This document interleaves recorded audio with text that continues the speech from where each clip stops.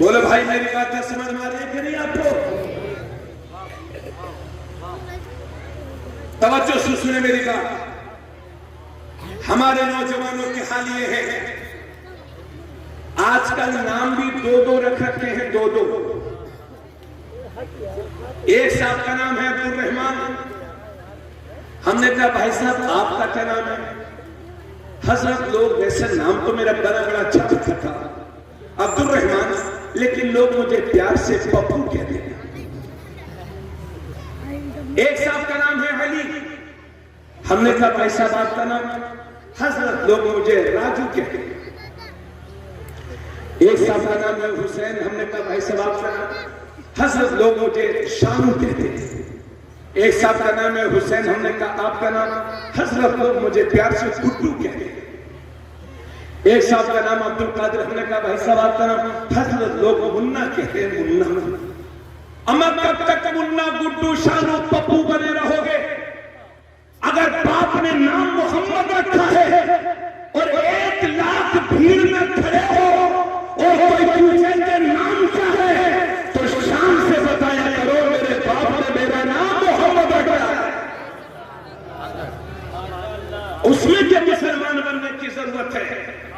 मगर मियां इस्लाम को छुपाए छुपाए घूमे। दो दो नाम इसलिए रख रखे हैं ताकि कहीं जरूरत पड़े तो गुड्डू शानू मुन्ना बन के निकल जाए। अगर इस तरह के हालात हैं तो ये ईमान की कमजोरी है। और माफ करिएगा मुझे, मगर जितनी मेरी बातें समझ में आ रही है कोशिश करिए हजरत। और दूसरी तरफ आ रही है, तवज्जो से सुनिएगा, हमारे बच्चों का हाल नाम में गड़बड़। और इसी मजमे में कितने बच्चे वो होंगे इन्हीं नौजवानों में कि अपने हाथों में कड़ा पहनते हैं, कड़ा। कोई कड़ा पहने घूम रहा है, कोई टैटू बनवाए घूम रहा है, कोई जंजीर पहने घूम रहा है। गरीब है तो चांदी की या लोहे की, वरना तो नहीं सोने की। कोई जंजीर पहने घूमेगा, कोई टैटू बनवाए रहा है, कोई हाथ में कड़ा पहना। अरे भाई, किसी के मजहब में कड़ा पहनना जायज है तो वो पहने, लेकिन इस्लाम में सिर्फ मर्द को सिर्फ एक अंगूठी, वो भी 4.5 माशा से कम वजन की, एक नग वाली मर्द को सिर्फ एक अंगूठी जायज है। पर उसके अलावा हर तरह का लोहा, तांबा, पीतल या दूसरी धात की बनी हुई अंगूठी, चैने, ये सब की सब नाजायज और हराम है। अगर हाथ में तो अंगूठी पहनते हो तो पहनना बंद करो। बाज लोग कहते हैं हजरत अजमेर शरीफ से लाए हैं, तो हमें अजमेर शरीफ से लाए हो तो दुकानदार से लाए हो कि ख्वाजा साहब से लाए हो? ख्वाजा का पैगाम वहां की दुकानों में नहीं है, ख्वाजा का पैगाम कुरान और हदीस में है और उनकी किताबों में। बाज लोग छल्ला पहनते के साहब अजमेर शरीफ से लाए हैं, कलिया शरीफ से लाए हैं, मदीना शरीफ से लाए। अरे भाई, मदीने वाले ही ने तो हराम फरमाया है और अल्लाह ने हराम चीजों में शिफा रखी नहीं। तो ये हमारे बच्चे हाथ में कड़ा पहनेंगे और ऐसे हिलाएंगे ताकि दूर से लगे हमें चेहरे से मुसलमान लगो, चेहरे से मुसलमान हो तो मुसलमान बन के जियो। तवज्जो चाहूंगा, पूरे मजमे की, पूरे स्टेज की तवज्जो चाहूंगा। आज के नाजुक दौर में याद रखो मुसलमानों, अगर आज के हालात में हम सुधर गए तो सुधर गए, वरना आने वाला वक्त आपके लिए, हमारे लिए और भी डेंजर हो जाएगा, डेंजर। इसलिए अगर हर मुश्किल से का हल चाहते हो और परेशानियों का खात्मा चाहते हो और इज्जत की जिंदगी चाहते हो तो दामन मुस्तफा में समझ जाओ, दामन मुस्तफा में आ जाओ, शरीयत की चादर को ओढ़ लो, इंशाअल्लाह कामयाबी मिलेगी। और दूसरी तरफ हाल ये है कि चंद लोग मिलकर के, तवज्जो चाहूंगा, दूसरी माइक लीड बदल दो भैया, लीड खराब, लीड बदला, लीड दूसरी लीड बदल दो, लीड खाली। हेलो, ठीक है, बहुत अच्छा है, सब लोगों ने हामी भर दिया, बहुत अच्छा, माशाल्लाह। चलो अल्लाह ताला कभी कभी हो जाता है भाई, मशीन है ना, हाँ मशीन है।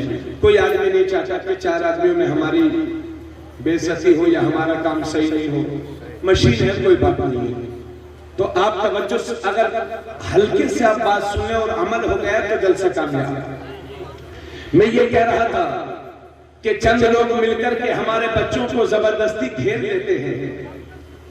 बड़े भाईजान प्लीज रहम करिए। मैं ये कह रहा था कि हमारे बच्चों को घेर लेते हैं और जबरदस्ती कलिमाते कुफरिया कहलवाते हैं, कुफरी नारे लगवाते हैं। अब ये बोल वो बोल रहा है, अब ये बोल वो बोल रहा है, अब ये भी बोल रहा है, फिर भी मार रहे हैं, फिर भी पीट रहे हैं। इस तरह के हालात हर 6 महीने साल में एक बार हो ही जाते हैं। ए मुसलमानों, खुदा का वास्ता देकर के आपसे कहता हूं, अपने बच्चों को ये नसीहत किया करो कि बेटे जिंदगी में चाहे जितनी भी बड़ी कुर्बानी देनी पड़ जाए दे देना, मगर अपने ईमान का सौदा कभी न करना। घर टूट जाएगा दोबारा बना लोगे, गाड़ी टूट जाएगी दोबारा खरीद लोगे, मोबाइल गुम हो जाएगा दोबारा खरीद लोगे, मगर ईमान हाथ से जाया हो गया तो फिर जिंदगी का कोई मतलब नहीं है। इसलिए लोगों, अपने बच्चों को यह नसीहत किया करो कि बेटे जिंदगी की आखिरी सांस तक ईमान पर मजबूती से कायम रहना, अपने इस्लाम पर कायम रहना। अल्लाह तुम्हारी जान माल की हिफाजत करे, मेरी भी जान माल की हिफाजत करे, मगर कोई गारंटी नहीं कि जब किसके साथ क्या हो जाए। अल्लाह ना करे कि ऐसे हालात आपके सामने पेश आ जाए तो खुदा का वास्ता देकर के कहता हूं, मुसलमानों गौर से सुनो, खुदा का वास्ता देकर के कहता हूं कि जिंदगी की आखिरी सांस तक अपने ईमान पर कायम रहना और ला इलाहा इल्लल्लाह बोलते रहना, क्योंकि अगर मौत का वक्त नहीं आया है तो कोई मार नहीं सकता और मौत का वक्त आ गया है तो कोई बचा नहीं सकता। मगर जिंदगी की आखिरी सांस तक अपनी जबान को कुफ्र की गिलासत से पाक रखना और आखिरी सांस तक ला इलाहा इल्लल्लाह बोलते रहना, क्योंकि इसी हालत में अगर मर भी जाओगे तो शहीद कहलाओगे और बच जाओगे तो फांसी से जाओगे। अल्लाह अकबर, या रसूलल्लाह,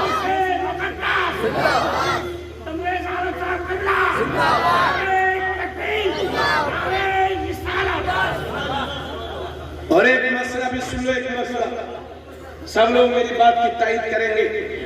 मसला सुनो मेरे भाई, अगर आपकी जिंदगी में, चूंकि आजकल ये सब बहुत चल रहा है इसलिए बता रहा हूं, आपकी जिंदगी में अगर कोई मौका ऐसा आ जाए, अल्लाह ना करे, अगर कोई मौका ऐसा आ जाए कि आपसे कोई कहे कि कुफरी काम करो, कुफरी बोली बोलो वरना मार दिए जाओगे, अगर ऐसे हालात आपके सामने हैं तो इस्लाम इजाजत देता है कि दिल में बुरा जान करके जबान से अदा कर सकते हो ताकि जान बच जाए, मगर ऐसे नाजुक वक्त में भी आखिरी दम तक अपनी जबान को कुफ्र की गिलासत से पाक रखना और अल्लाह बोलते रहना, ये तुम्हारे ईमान की दलील है। मर जाओगे तो शहादत पर भी बुलाओगे।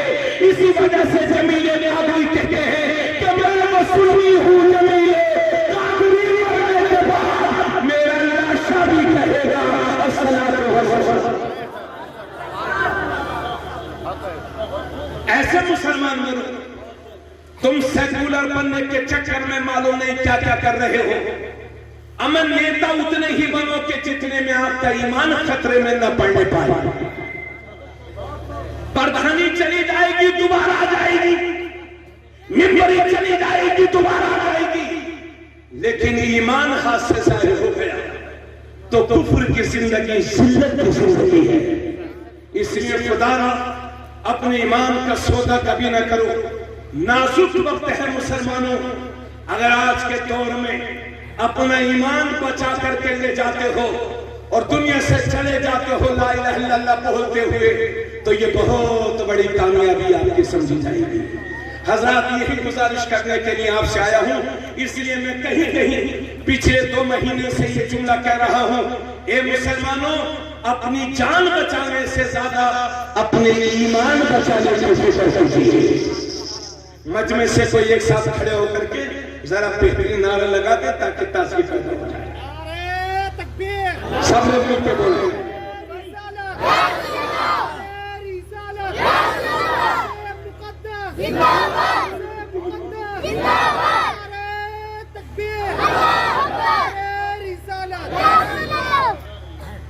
और ये मेरे हाथ में 10 का नोट है। तवज्जो से देखें मुसलमानों, इसमें लिखा हुआ है ए, उसके बाद बना है 0, माल बना 10 रुपया, इसी पर एक 0 और लगा दो, कितना बनेगा? 100 रुपया। थोड़ा बोलते रहिएगा ताकि मुझे भी पता चलता रहे कि लखीमपुर वालों का हिसाब अच्छा है। इसी पर एक 0 और लगा दो, माल बनेगा 1000।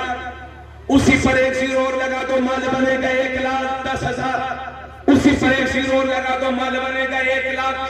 अब एक काम करिए, इस एक को हटा दीजिए, अब बताइए कितना बचा? 0 0 0 0 0। महरुद्दीन साहब तवज्जो, 0 0 0। चाहे बलिया तक 0 लगाते रहो फिर भी 0, चाहे सिसिया तक 0 लगाते रहो फिर भी 0, चाहे लखीमपुर तक 0 लगाते रहो फिर भी 0, क्योंकि इन 0 की कीमत इसी इकाई के साथ है। अगर इकाई है तो 10 है, इकाई है तो 100 है, इकाई है तो 1000 है, इकाई है तो 10,000 है, इकाई है तो 1 लाख है। इस छोटी सी मिसाल के साथ ये भी समझो, इसी इकाई की तरह हमारा ईमान है। अगर ईमान है तो नमाज कबूल है, अगर ईमान है तो रोजा कबूल है, अगर ईमान है तो हज कबूल है, अगर ईमान है तो सब कुछ कबूल है, और सब कुछ हुजूर है। इसलिए कुफ्र और शिर्क से भी बचो और वहाबियत से भी बचो, बदअकीदगी से भी बचो। उस रास्ते पर चलो जो सुन्नियत का रास्ता, जो हमें बुजुर्गों से जोड़ता है। तवज्जो चाहूंगा, इजाजत है आप लोगों की समझ में आ रही बात?